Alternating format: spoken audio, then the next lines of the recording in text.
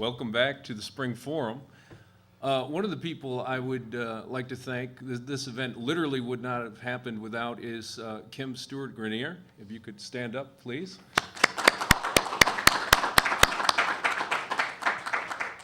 And I'd encourage Kim to just enjoy the forum once it's started, but she can't help herself from being active and helpful, and I really appreciate that. Also, the film crew has just been great. And they voluntarily took a shorter lunch hour just to make this whole thing work, so I certainly appreciate that. Okay, so the title of my talk is Of Hunters and Corporate Sponsored or Corporate Funded Sportsmen. And actually, I'll get onto this later, it was actually inspired by, the title was inspired by Edward Abbey, a piece by Edward Abbey. But I think a lot of times environmental conflicts are couched in terms of hunters and anti-hunters, or hunters versus animal rights extremists. And I think that that's problematic for a couple of reasons. Is one thing, it's inaccurate. And so if we look at most environmental groups, so Alaska Wildlife Alliance, Defenders of Wildlife, the Sierra Club, or even radical environmental groups like Earth First, they're actually not against hunting, they're against certain manifestations of hunting. But why it's most problematic, and I don't think this is accidental, is it actually leads people to ask the wrong question. And I would say the wrong question to ask in this case is hunting an ethical practice? And I think the right question is, what are the likely social and ecological consequences of a given worldview? And so the different ethical frameworks, different worldviews tend to have different consequences. And so the first answer I would say is that when you have government agencies and individual hunters, if they're guided and constrained by, and I'll get onto this later, but what is known as Aldo Leopold's land ethic, hunting is likely to actually have positive ecological and social consequences. The second part is that when hunting practices are guided by the logic of corporations, so examples of this would be the idea of perpetual growth and short-term planning, hunting is going to have a multitude of adverse ecological and social consequences. And so the issue isn't, is hunting ethical or not ethical? Really the issue is what sort of huntings, what sort of ethics are guiding the practice. Now, one thing, definitely, you know, if you look at game management, that it certainly should be guided by scientific data, but I don't think that sound science is enough. I mean, if you look at it, Auschwitz was guided by sound science, and so you really have to look at what are the ethics behind it.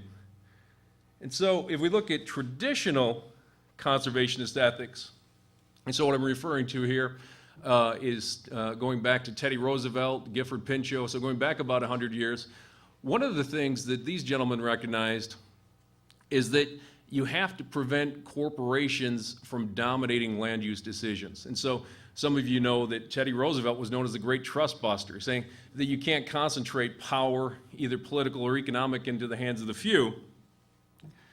And so that actually, and Gifford Pinchot, so the first director of the Forest Service, he believed that you actually had to intervene, that actually public ownership of some lands were necessary, and that you have to make sure that resources are distributed in an equitable manner. And actually what he said is an equitable manner among current users, but also future generations. So you have to plan for the long term. And that they should be exploited, at least renewable resources, exploited in a sustainable manner, so you don't eat your seed corn. The other thing is exploited in an efficient manner, and sometimes that would actually involve industrial exploitation within that particular framework. Now from Pinchot's viewpoint, so we're going back 100 years, and I would say this is still really the dominant ideology when it comes to game management, is that really there are just two things on the earth, so people and natural resources. And so Pinchot said, you know, forests don't exist to create a home for wildlife, they exist to create, they essentially exist to create prosperous homes.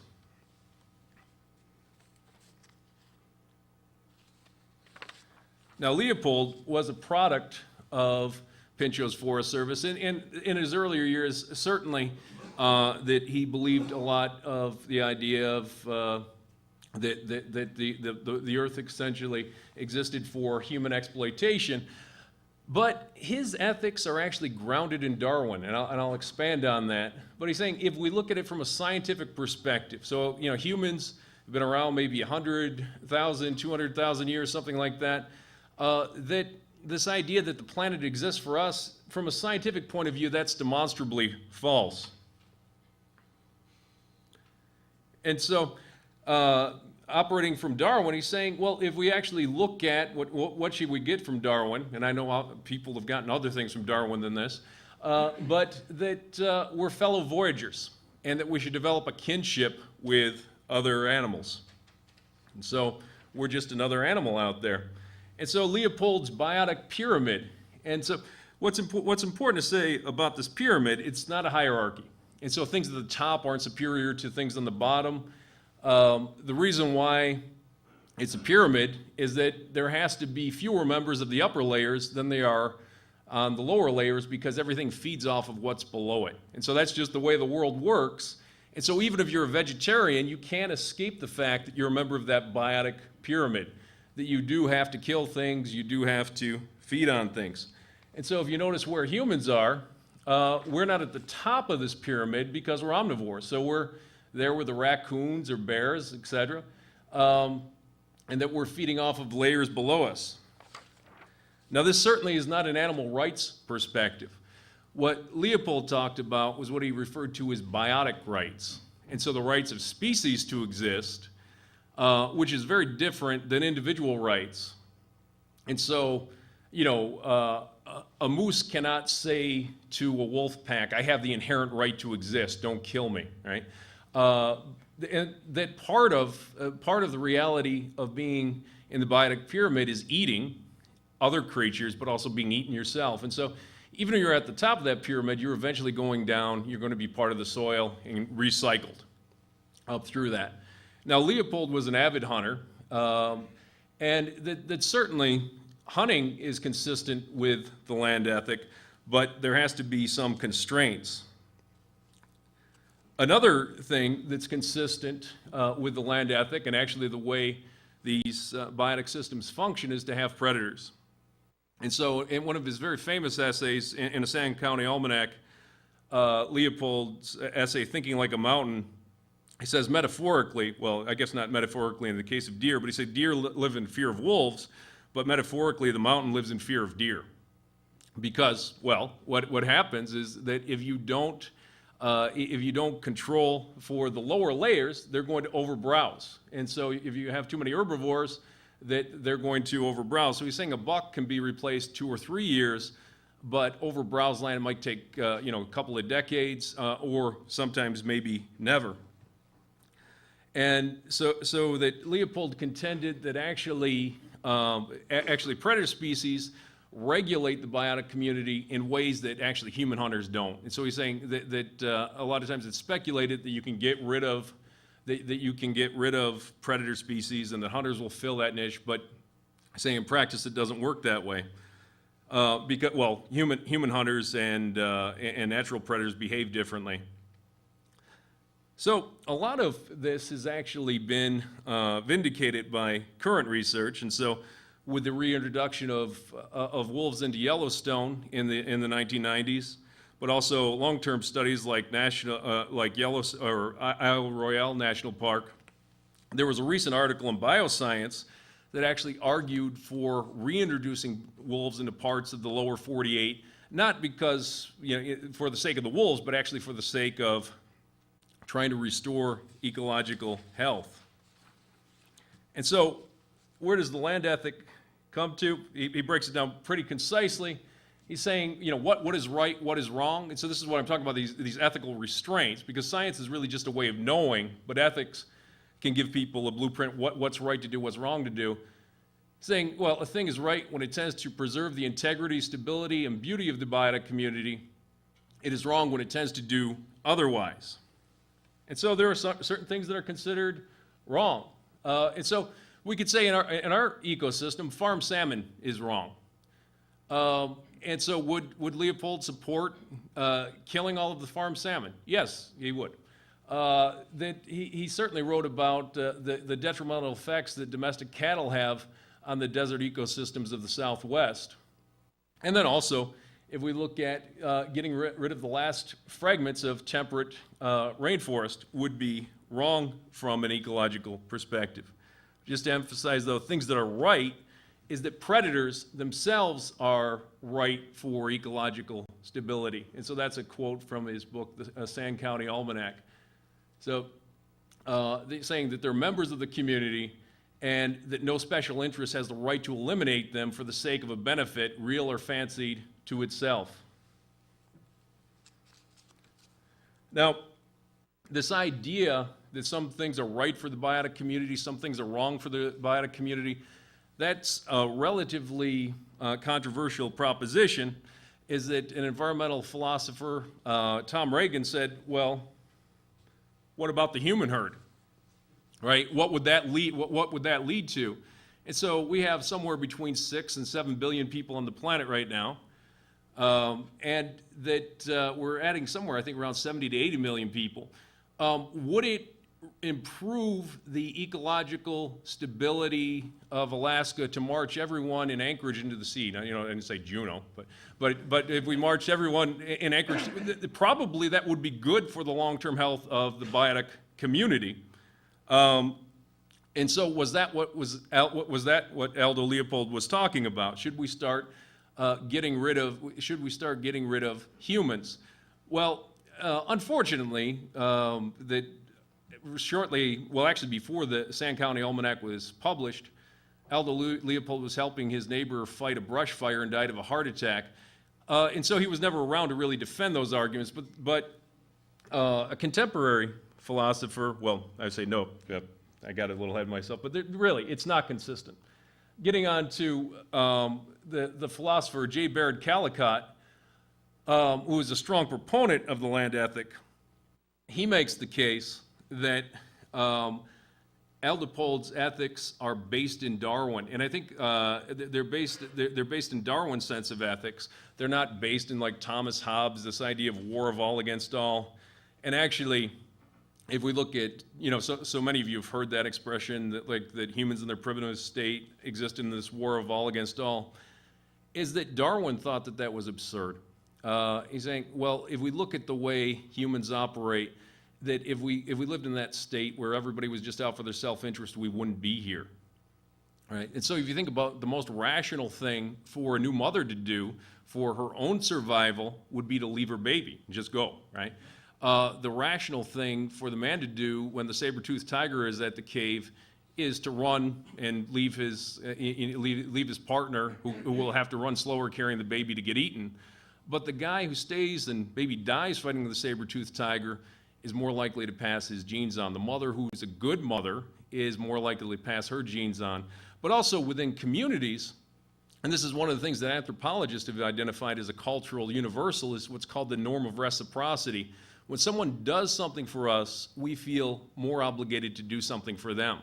And so the people who are essentially brutish and selfish are, according to Darwin, and I think this makes sense, are less likely to survive and pass their genes on. So that if you're just basically a selfish individual and you break your leg, well, the members of the group are more likely to leave you behind than somebody who's really contributed to the general welfare of the group.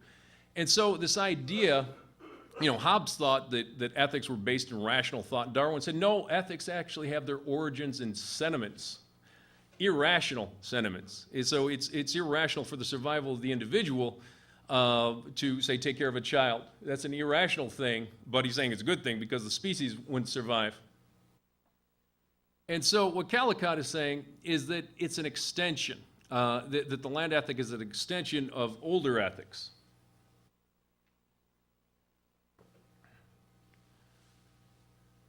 So once you extend your ethics, it doesn't negate your responsibility for older ethics. So think about if you have a child and then you have a second child, your obligations to your first child aren't lessened by your obligations to your first child aren't lessened when your second child is born.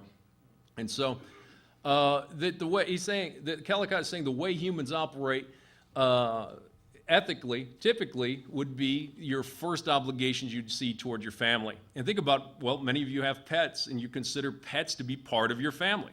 And that you might spend, $4,000 having a hip replaced on your dog. Now, you could send that money to Haiti, right, to help out people, but that dog is part of your family.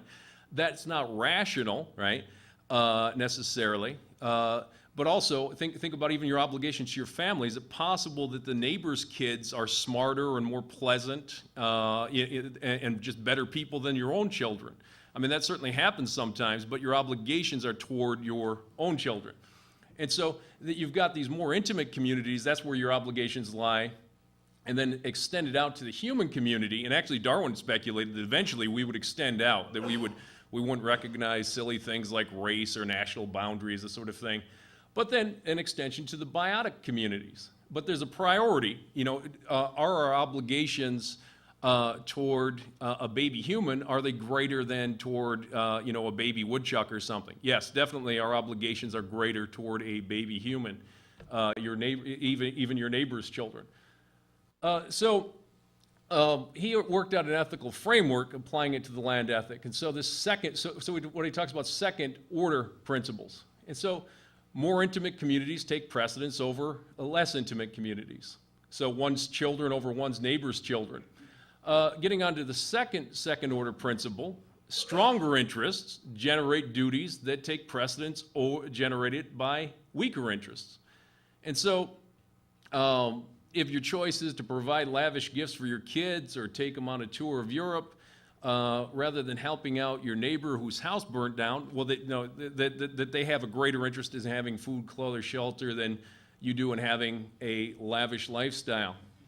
Now, applied to environmental conflicts, what Callicott has said, if we look at in the Pacific Northwest, where they already logged like 90% of the existing old-growth forests, that to log that last 10% to create jobs for loggers really didn't make sense. He's saying that they're essentially confusing the need to have a job with the need to have a job in the timber industry.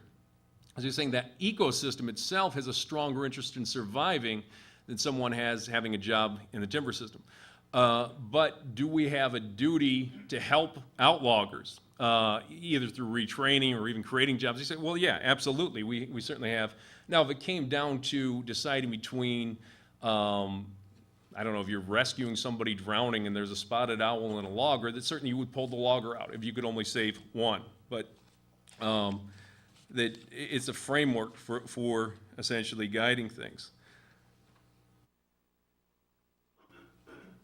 So hunting, when constrained by a land ethic, can actually have a lot of positive ecological and social consequences. And so one of the things, I think the average food item now travels somewhere around 1,500 to 2,000 miles, and of course, in Alaska, much farther in many cases. And so that hunting, if it's done at the local level, then it's actually ecologically sustainable, as long as it's constrained within the limits of an ecosystem.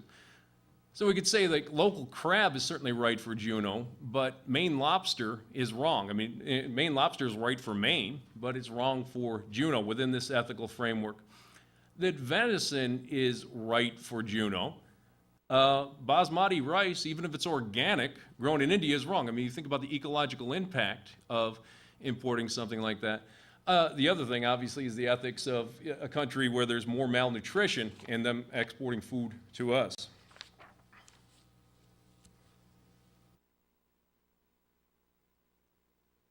When compared to factory farming, we could say that hunting causes far less pain and suffering to animals. And so, like, if people are taking responsible shots, there's really minimal suffering. That factory farming is sort of unspeakable. I actually had an experience where a woman was literally stuffing a burger in her face and chastising me for hunting. And I thought about the irony of that. I mean, the way they treat these cows and the way, like, say, I treated deer is, different. The other thing is, I think that when people are directly appropriating things from the environment, they become more aware that nature isn't some infinite tap or an infinite sink. and I think many of you are in touch with this. I mean, think about being concerned about something like water quality, and if you're pulling local crab or halibut or something, is it makes people more aware. And so Leopold talked about the dangers of not living on a farm if you think that the heat comes from, if you think that your heat comes from the furnace, rather than splitting wood or something like that. And so he said, there's value in anything that reminds people of the soil, plant, animal, food chain. And he's saying that our civilization has cluttered this elemental man-earth relationship with gadgets and middlemen, that awareness of it is growing dim. And so, a quick anecdote about that is that I grew up on a farm, but I had a stepfather who was raised in Manhattan. And so we had our own chickens, but we had to buy factory farmed eggs for him because he didn't want anything that had come out of a chicken. Right? So this separation occurring. He was also upset with our dog for being sexually promiscuous. But anyhow,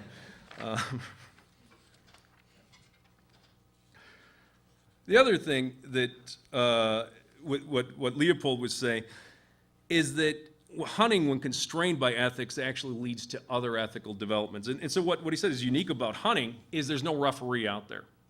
So you think about it in Alaska. I've never been out hunting and run into a game warden. I imagine it happens, but that it's a lot of self-restraint. And I think that in many cases, people who don't hunt, they just think it's just about shooting, and there's so much restraint that goes in. I mean, things that you have to think about, like are there any humans or other animals in the line of fire, would be one thing. Or what Leopold talked about, the one shot, one buck ethic. So to do a responsible shot, is it positioned in a way where you can get a clear shot at the heart or the lungs or something like that. And the other thing that I think goes through most people's minds is, how do I get this thing out of here? Right? That years ago, I was talking to this guy, and he was up in the mountains in the Bighorn Mountains in Wyoming, and he had this great shot at an elk, and he was really close, but he didn't take it because he knew that it would be practically impossible to get it out of there. And so he said he thought about cutting a deal with the elk where he wouldn't shoot it and it would just give him a ride down the mountain. And I thought, oh, well, how difficult can it be, to carry an elk out? Because, I'm originally from the Northeast, hunting white-tailed deer.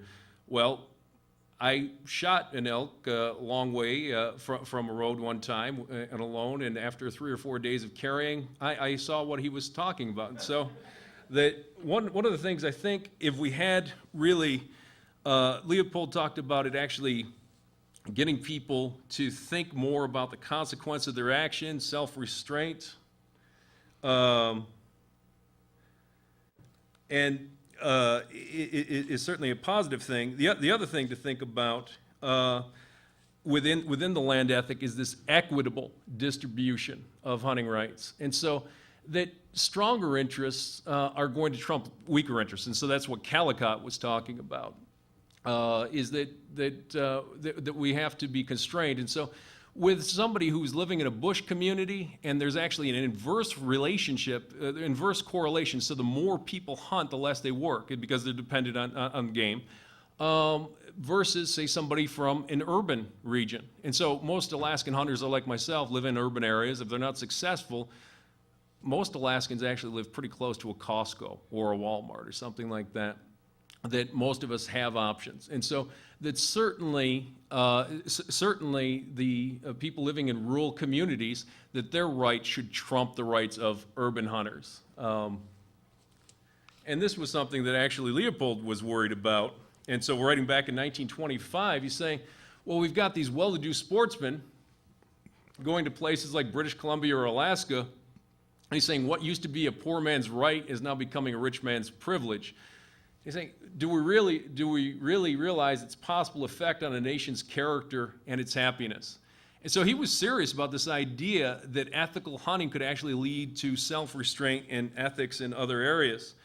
And remember, I was talking about this idea before somebody pulls the trigger is to actually think about doing things. And one of the things I think, if we had more hunters and fewer sportsmen, that we would learn that you should always have an exit strategy before you get into something. And that I think if some of our leaders were engaged in more hunting and less sportsmanship, that might be good for us.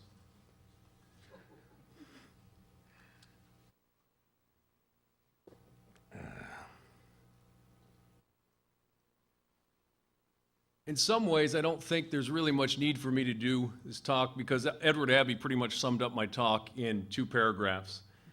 And so I'll just leave that up there for a bit. But essentially what he's saying is that, hunting, there's nothing wrong with hunting. Hunting's a good thing. Hunting, you're trying to feed yourself, trying to feed your family, that's honorable.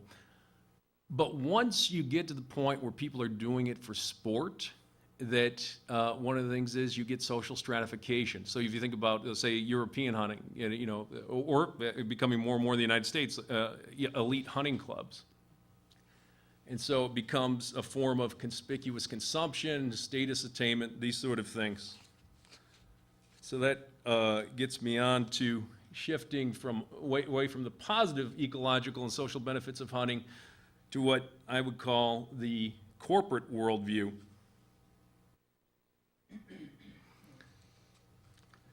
And so I would say at this point, if we look at the behavior of many hunting groups, that they've actually, that they've abandoned, or if they ever had traditional conservationist ethics, so that certainly Roosevelt or Pinchot wouldn't agree with them. One of the things that both Roosevelt and Pinchot that were practitioners of is science, right? So that they said you certainly would gather good data.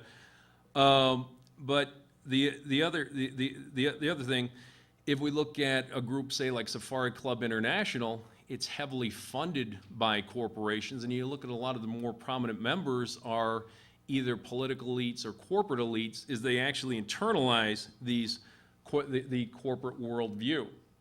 And so I want to go into some of the aspects of what is known as a corporate worldview. And the first is that social and ecological concerns are subordinate to the profit motive. And so every other concern has to be subordinated to the profit motive. I'm going to go into all of these in more detail. Wealthy consumers are more valuable than poor consumers, and that makes sense. They certainly can purchase more. Perpetual growth is both possible and desirable. The fourth thing, wants should be created and conspicuous consumption should be encouraged. Fifth, whenever possible, externalize the cost of production. So to get another business to pay for the cost of production, the negative effects of your business, or governments or individuals. And sixth, the appearance, and you notice that's in italics, of social and ecological responsibility is highly important. So you have to appear to be socially and ecologically responsible. And so jumping back to the profit motive, some of you might be familiar with the forensic psychologist Robert Hare, has written a lot about psychopaths and sociopaths, so essentially people that exist without conscience. And what Hare said is that corporations fit the profile of a psychopath. And so what he means by this, it's that it's an entity, and so it's a fictitious entity, right? A corporation's a fictitious individual that operates without a conscience. They can be very charming, they can be very persuasive, but they're pursuing one thing. In this case, corporations have to pursue profits. And sometimes when this is mentioned, people say, well, wait a minute, I know a lot of people in the corporate world and they're decent human beings. And that's true, right? There are many decent individuals who operate in the corporate world. But the thing is, you have to separate individuals from the institutional imperatives. If we look at, say, the automobile industry, that arguably it would be good for the environment to produce fewer vehicles. It would be good for the environment to produce smaller vehicles. But as one of the Ford said back in the 1970s, many cars make many profits. And so if you're going to be a good corporate CEO and you announce, well, listen, we're killing the planet, so we're going to try to sell fewer cars and smaller cars, you will not be a CEO for very long. So their one mandate of a publicly traded private corporation is to increase profits for its shareholders. Now, if we look at other businesses like Cabela's or Sportsman's Warehouse or Bass Pro Shops, they're in business to make a profit. They're in business to expand. And so what they need to do is sell as much stuff to individuals as possible. And so and the other thing is that they can't really be concerned about the long-term consequences of their actions. And again, and the reason why I'm picking on Safari Club International so often is there's just more data available to it. It's been around a bit longer. But if we look at Safari Club International, the way they operate, about, I guess 10 years now ago, the government of Botswana wanted to put a one-year moratorium on lion hunting because they're saying, well, we don't have the data. We want to understand, well, what's the health of the big cats in our country? Well, the Safari Club International members, George Bush Sr., General Norman Schwarzkopf, Dan Quayle, and coal tycoon Stephen Chancellor, they all got together and put pressure on the government of Botswana to open up to reopen the lion hunt. So they're not caring about data, they're not caring about science, but let's just get in there. Our membership wants access, and so so regardless of the ecological effects, the social effects, one senior government official stated, "Your millionaires are anxious to shoot our alliance. They've got these political blokes to back them up." On to the second proposition. And I would say, these aren't really theoretical propositions, and they're certainly not original to myself, that they're more observations, actually, than theoretical propositions. But that wealthy consumers are more valuable than poor consumers, and this is a very uncontroversial observation. So to give you an idea of how mainstream this proposition is, some of you are familiar with the economist Lawrence Summers, and that back when he was chief economist for the World Bank, he wrote a memo, an internal memo, that said what we really should encourage is to move the polluting industries to the third world. And that there certainly is a rational logic to this, is that, say, someone living in Midtown Manhattan or somebody living in Nantucket, they're going to buy a whole lot of things. But what he was saying is third world people, they don't live that long, they don't have very high incomes, so they don't contribute that much to the global economy. And so if you want to expose people to dirty air or higher rates of cancer, it makes economic sense to poison third world people. Now that memo was leaked to the journalist The Economist and gained a bit of press, and you would think that that would be bad for somebody's career.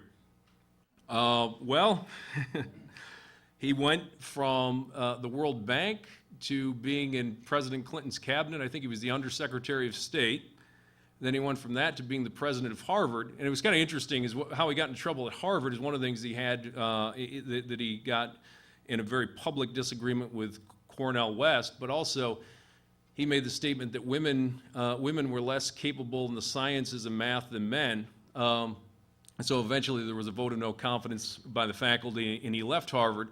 And I think if you look at just political battles, what I find is interesting, it didn't bother anybody that he said that you should poison third world people. I mean, certainly that it's not acceptable to say that women are essentially less intelligent than men, but these are powerful Ivy League women who could essentially fight back. Does anyone know what Mr. Summers is doing today? Right, so he's in the Obama administration. So I think that's one of the ironies is that we hear a lot that, from teabaggers, Obama's a socialist, et cetera. I'm not sure if they understand the definition of socialism, personally, but.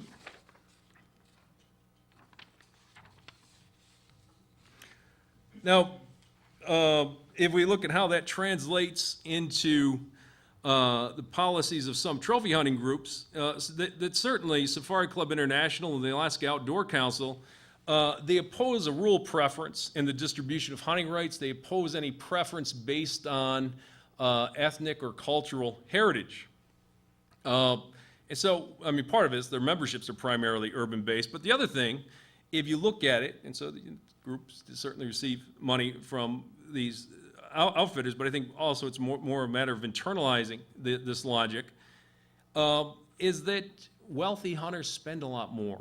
in a way of looking at it, somebody living in the bush and say they're out and they're hunting with their grandfather's rifle and they don't travel very far from home and that they're not using a lot of fossil fuels, they're actually a barrier to capitalist accumulation. You're not making a lot of money off of that individual.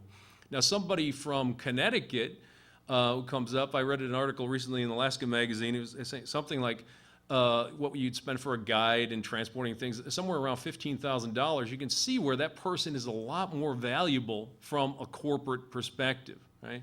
And so I would say that rural meat hunters and also things like bear or wolves are essentially barriers to capitalist accumulation, right? Because it's much better to have the wealthy dentist shoot the moose than either a pack of wolves or or a rural poor hunter do this. And there's nothing new about this. I mean, we go back into the 19th century, that certainly the wild bison herds and Native Americans were seen as barriers to capitalist accumulation. And we're familiar with how that particular story turned out. One of the things that I guess I better speed this up. One of the things that Safari Club International did in the late 1990s is filed a lawsuit against the Federal Subsistence Board.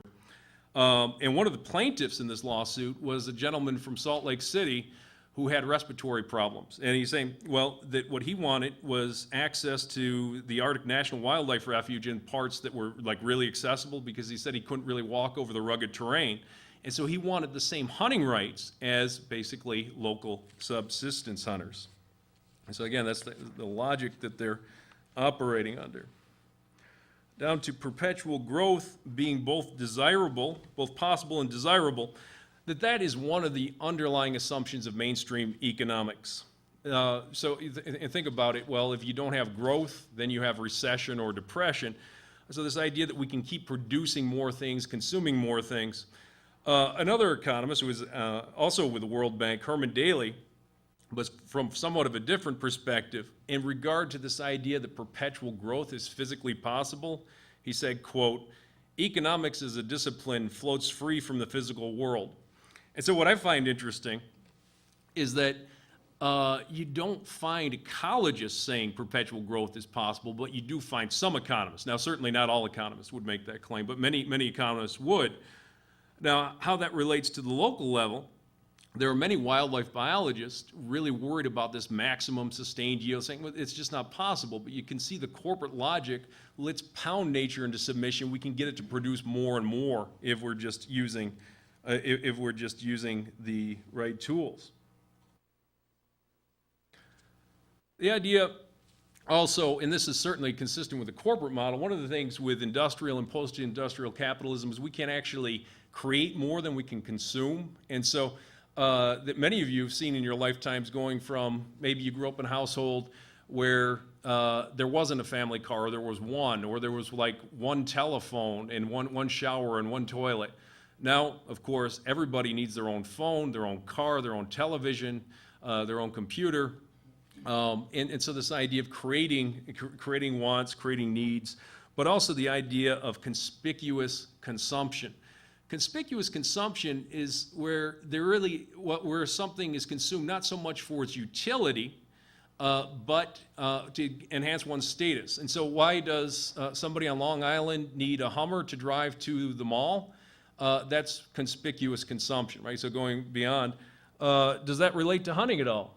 I would say this is a form of conspicuous consumption. So that's a brown bear, and that it's pretty rare for at least non-natives to eat brown bear. And so I assume what is going to happen later on in this scene is that's going to be skinned. The meat will be left behind for the ravens, but that eventually that will end up as a rug or mounted or something like that, so that somebody can display, look what I did. I think the other thing, if we look at the artificial differences created by wealth, is that one thing that probably doesn't surprise many of you is that actually out-of-state hunters are more successful brown bear hunters than in-state hunters. And it's not because they're more knowledgeable, but they can rent somebody else's knowledge. So they rent the services of a guide. So you don't really have to know much about the environment. You don't have to know much about the bears. You just really have somebody bring you to one and you shoot it, and then you pose, and then you can go back to Manhattan and display it.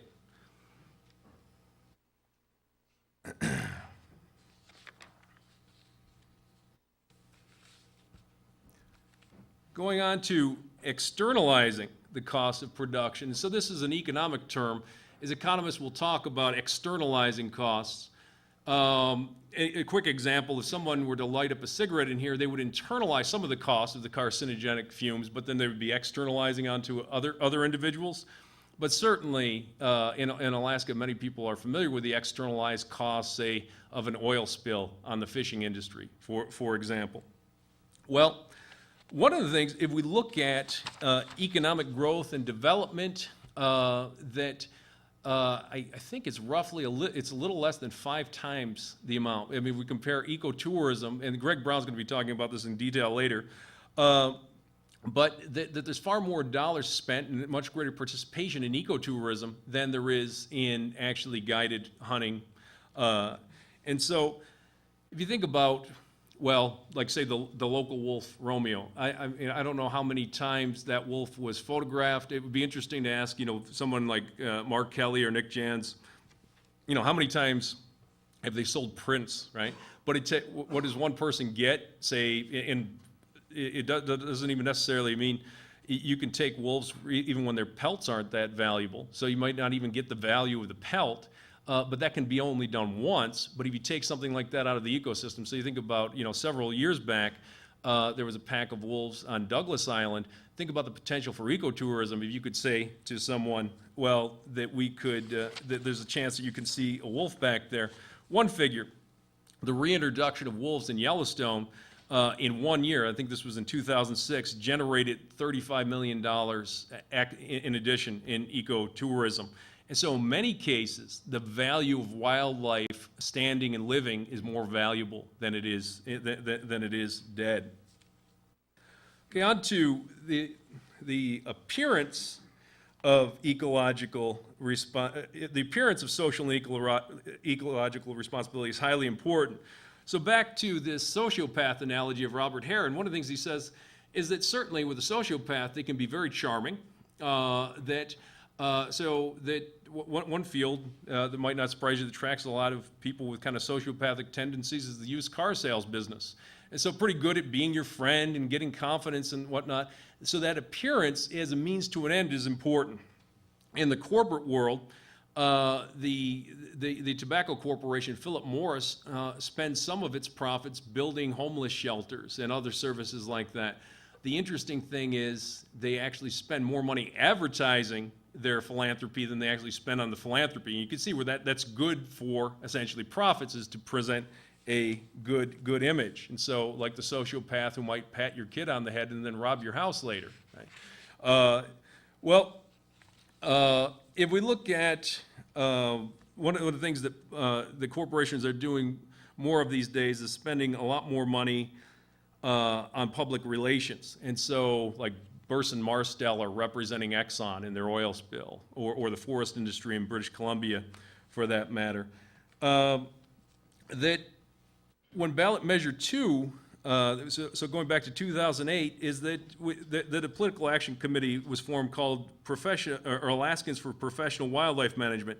The main contributors to this political action committee were Safari Club International, the Ballot Issues Coalition, which is primarily funded by weapons manufacturers. It's located in Vienna, Virginia, and also the Alaska Outdoor Council. And that the way they couched the arguments were that predator control is a necessary thing to feed the rural poor.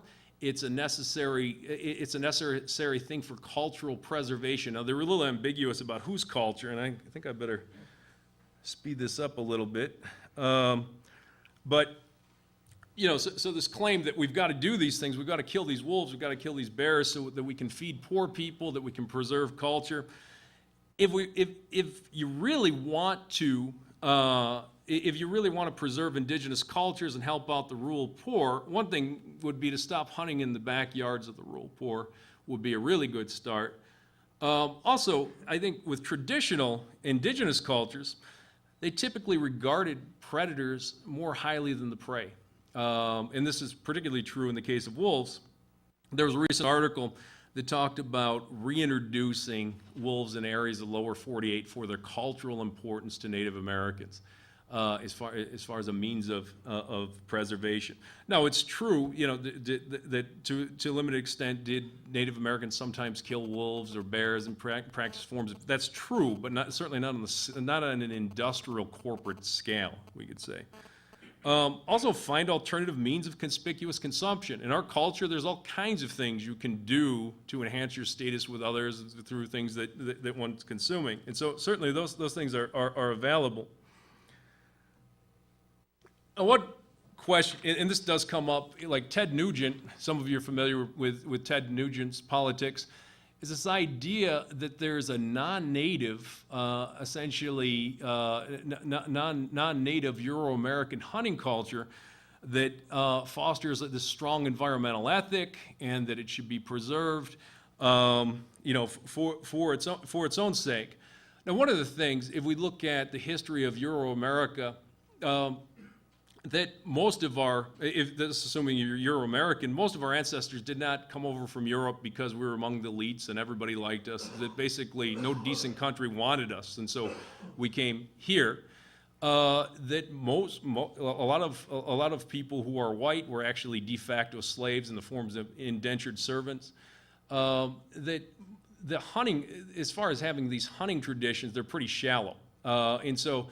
With farmers, say in the Northeast, that they were killing vermin like crows and squirrels, but they weren't out hunting big game. For one thing, they didn't have the time, but also they killed off of most of it.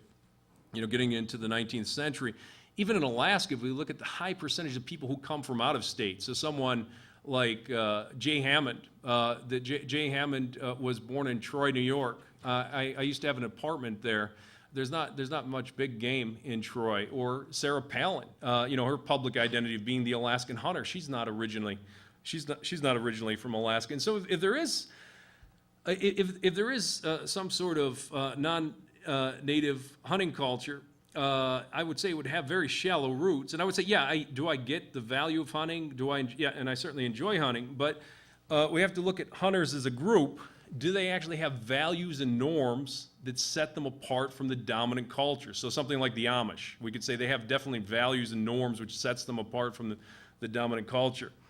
Well, if we look at sportsmen in general, well, I guess they're a bit different in that they tend to make more money than the general population. Hunting can be a pretty expensive endeavor.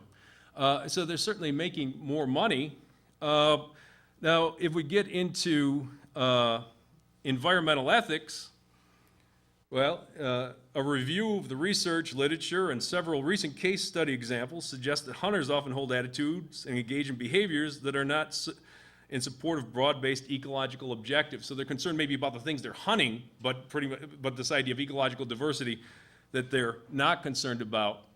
If you're going to talk about a subculture or a unique culture of hunters, you might as well be talking about some sort of unique culture of people who play golf. I assume that they tend to make more money than the general population, and maybe they're less ecologically concerned than the general population.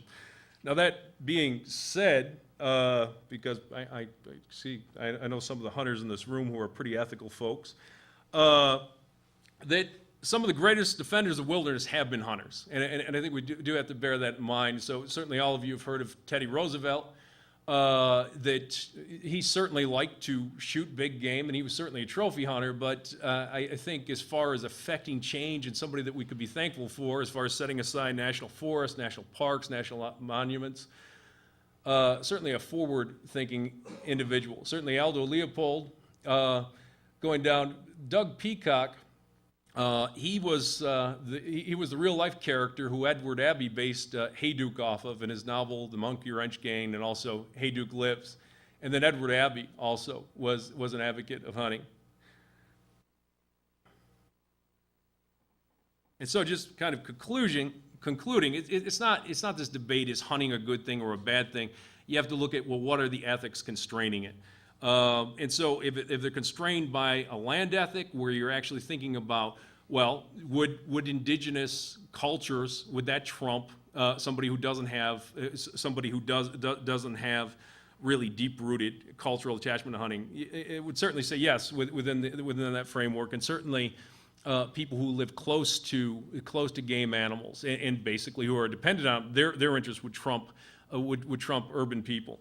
And so that hunting can certainly have many positive ecological and social benefits, but if you just place this corporate logic onto it, that it's going to be essentially a destructive force. Okay, that's about it for me. I guess we have like a couple of minutes for questions. I don't want to take too long because Vic's up next, and I'm sure he's got some interesting things to say. It's an observation. Could somebody get him the mic? Yeah. Thanks. It's an observation. Could you go back to the slide up at the top of your presentation? At the very top? At the very top, maybe 3 into it. Oh, There. It had to do when it was about corporations and... Here? No, let's see. I made a note. I don't mean...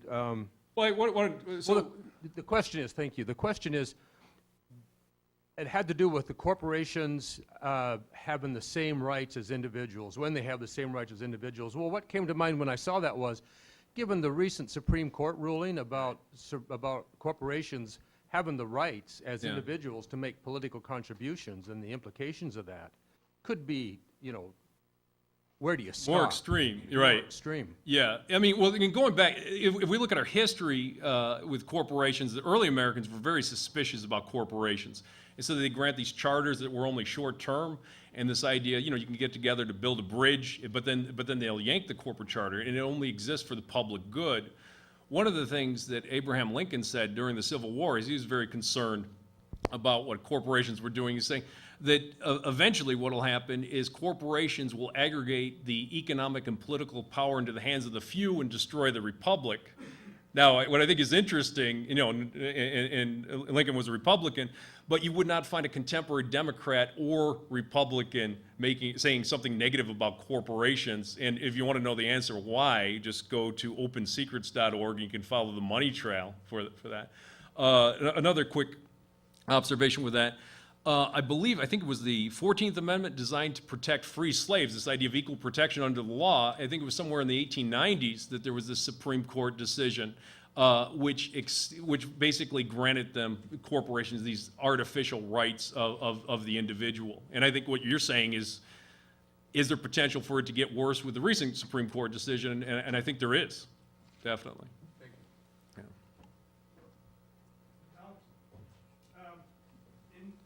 In your research, did you have occasion to look at the situation on Kodiak Island and bear hunting, the amount of revenue that's derived from guided hunts there, and what it all means in terms of Alaska's overall picture?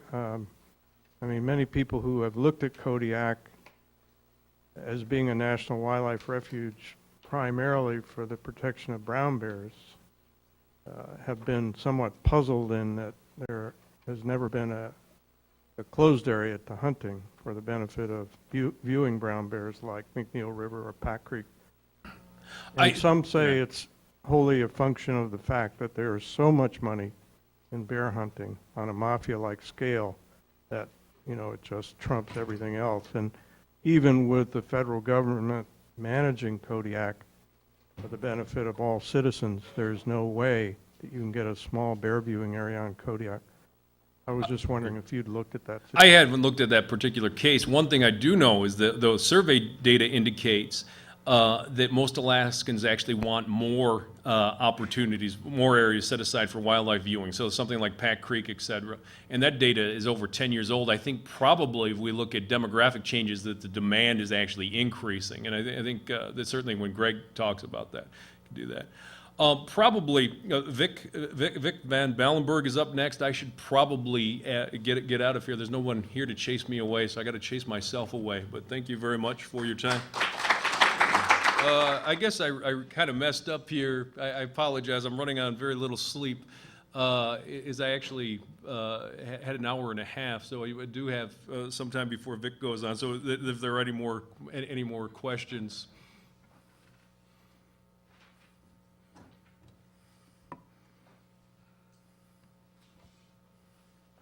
Yeah, you talked a lot about Aldo Leopold, and he's been dead over 60 years, and over that time, he's continued to be recognized as, you know, as having made some very significant contributions. And I think his book, Sand County Almanac, is still in print, Absolutely, yeah. and he's still, you know, he and his ideas are still very much talked about today. But if you had to evaluate the success of his ideas in terms of changing society and how society looks at the land and ecological considerations and hunting, I think it's a big zero. And I'm just wondering if you have ever thought about what it would take to implement some of his ideas. That's a good question. I guess my first response would be that I'm in agreement with you. That is kind of ironic, you know, so it's published in the late 1940s, and that was really at the beginning of the greatest economic expansion in our country's history, and that was really done on the back of the environment. So massive deforestation, urban expansion, all of this. That if anything, the phenomena he described then have only gotten worse. Even like he talks about, you know, he's saying back in the 40s that modern hunters don't want to walk any place and that they're lazy and out of shape. And I think, well, I'm glad he can't see us now. I remember going to a Cabela's and seeing these people taking golf carts from the parking lot to go in and look at Conservation Mountain inside. As far as like how might you implement those changes, I think one of the things that he criticized was our educational system. I think perhaps more experiential learning, and one of the things that we've talked about doing here is actually getting students out and doing more, and even some forms of direct appropriation. Probably not the best to arm students, but just going out and doing some crabbing and fishing and the like to get them more in touch where things come from and things go to. And I think that's one of the biggest problems is we're so alienated from nature, is that we get fresh fruit from all over the planet all times of year. So I don't really have a good answer for you, I'm sorry. But another thing I would add to it is certainly a Sand County Almanac is still in print. The other thing that's still in print is this book, Game Management. And my understanding is that's still used to a certain extent. Well, in fact, you'd probably know more about that than I would, but I understand that's actually still used as a textbook.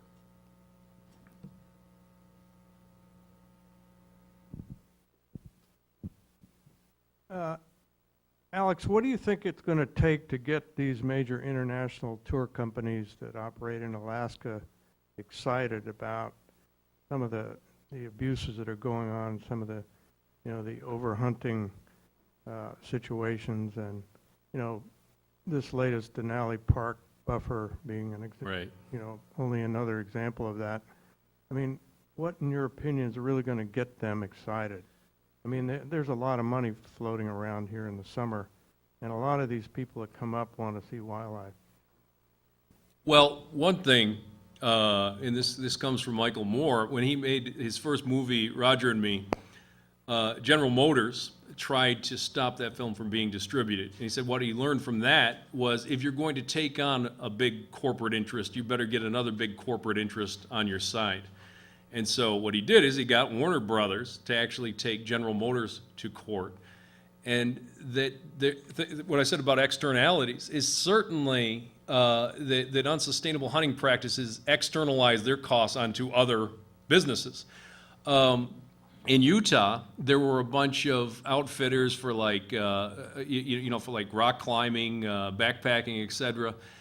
And they were not pleased with some of Utah's environmental policies. And they actually effected some changes by saying, if you want us to hold our convention in Salt Lake, you better modify some of these laws. And so hopefully there's some potential for the growing business of ecotourism to exert some of its clout. That ironically, if we look at nationally, the number of people engaged in hunting is dropping precipitously. And actually the age of hunters, 45, 50, the average age of hunters, is not really a growth industry. Now, certainly younger people are into non-consumptive things like rock climbing, backpacking. So hopefully just demographic changes might cause more potential there, would be part of my hope. And then also, the political winds always change, and that certainly they were different under Tony Knowles. I'm hoping they're going to blow the other way eventually.